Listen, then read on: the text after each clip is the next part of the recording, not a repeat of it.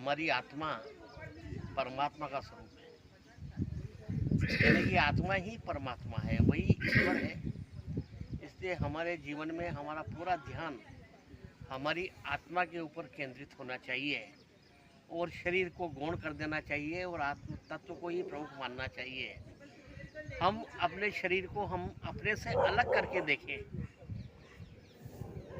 इसे योग के द्वारा साधा जा सकता है और योग सिद्ध जो व्यक्ति होता है उसे विदेह कहते हैं। जो देह से परे हो जाता है, अपनी देह को अपनी आत्मा से अलग देखता है, उसे विदेह कहते हैं। विदेह मिथिला के राजा जनक थे, जो इस संसार में रहते हुए भी संसार से अलग थे।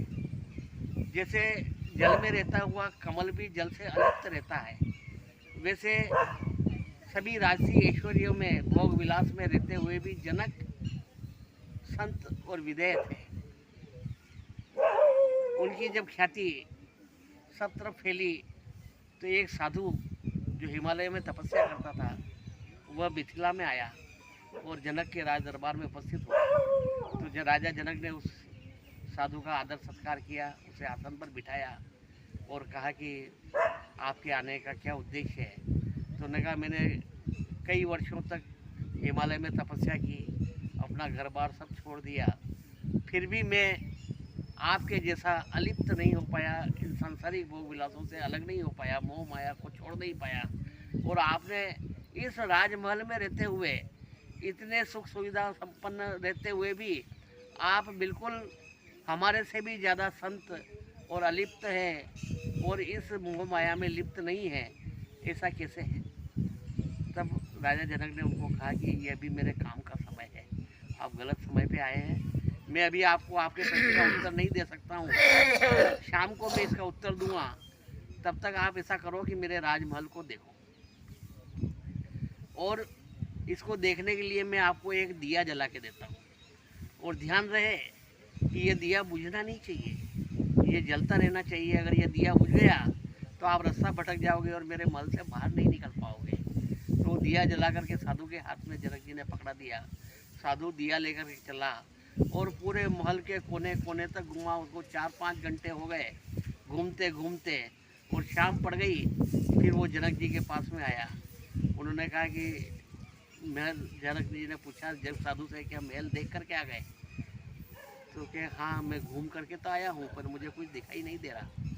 कि तुमको मैंने दिया तो था, तो आपने मुझे जो दिया तो ये उसके साथ में कहा था कि ये बुझना नहीं चाहिए, यदि ये बुझ गया तो आप रास्ता भटक जाओगे और वहाँ पर मेरे पास नहीं आ पाओगे।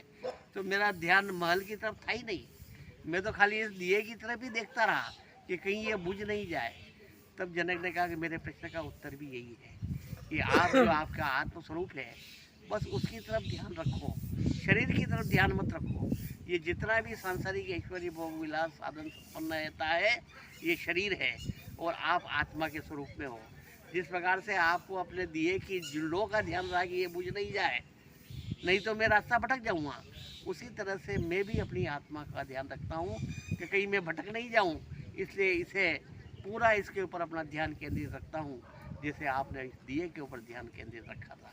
तो इस तरह से हमें भी हमारा पूरा ध्यान हमारे शरीर के ऊपर न रखकर अपनी आत्मा के ऊपर रखना चाहिए और उसे साक्षी मानना चाहिए कि हम जो भी कर रहे हैं उसे देखते रहेंगे कहीं हमारे से गलत तो नहीं हो रहा है, हम रास्ता तो नहीं भटक गए।